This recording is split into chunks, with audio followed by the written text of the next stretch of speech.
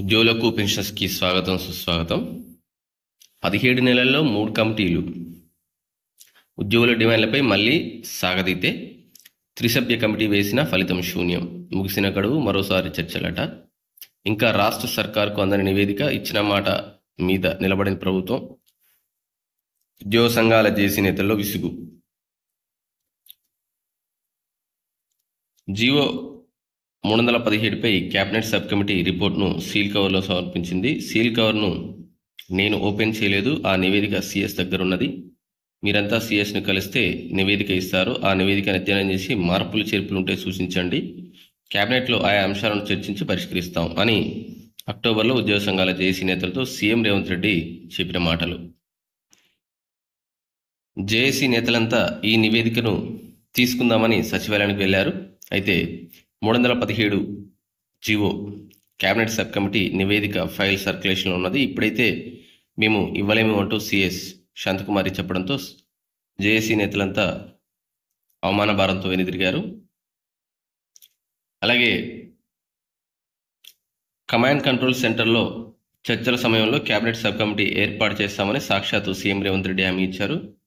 CM చెప్పినట్టు cabinet sub committee ఏర్పాటు కాలేదు. సీఎం చెప్పిన తర్వాత కూడా సబ్ కమిటీని ఏర్పాటు చేయడంపై ఉద్యోగుల జేఏసీ నేతలు సచివాలయంలో సీఎంఓ అధికారులను ప్రశ్నించడం జరిగింది.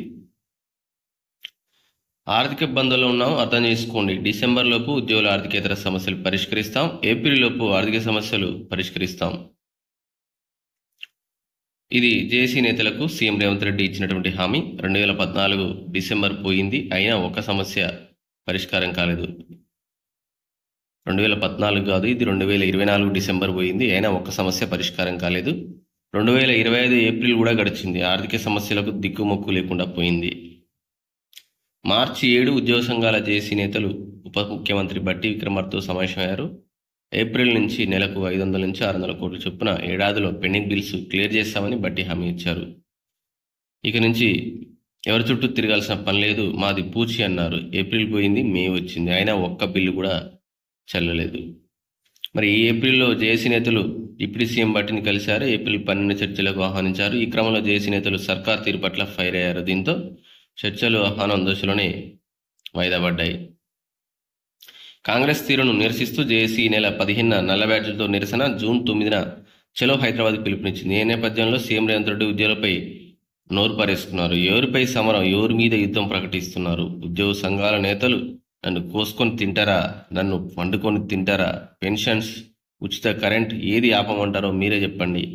మేం మాత్రం బోనసులు తీసుకుంటాం, జీతాలు పెంచుకుంటాం, మేము దినంగా మిగిలితేనే ప్రజలకు పెడతామని చెప్పడం, ఇది తీవ్రంగా ఉద్యోగుల్ని అవమానించినటువంటి పరిస్థితులు ఉన్నాయి. రగిలిపోతున్నటువంటి ఉద్యోగులు తమ సమస్యల డిమాండ్లను పరిష్కరించకపోవడంతో, దాంతోపాటుగా సర్కార్ తమను తీవ్రంగా అవమానించడంతో ఉద్యోగ సంఘాల నేతలు రగిలిపోతున్నారు. మా డిమాండ్ల సాధనకు ఎక్కని ఆఫీస్ లేదు, తొక్కని గడప లేదు, ప్రభుత్వాన్ని కలిసేందుకు మాకు అపాయింట్మెంట్ కూడా ఇవ్వడం లేదు, చర్చలకు ఆహ్వానించలేదు, సావధానంగా కూర్చోబెట్టి మాతో చర్చించినా మాట్లాడిన దాఖలు లేవు, అసలు ఈ రాష్ట్రంలో ఉద్యోగులు ఉద్యోగ సంఘాలకు గౌరవమే దక్కడం లేదంటూ వారు రకరకాల రాయడదని దీంట్లో ఇది నమస్తే తెలంగాణ పేపర్లో అయితే ఈ విధంగా రాయడం అయితే జరిగింది.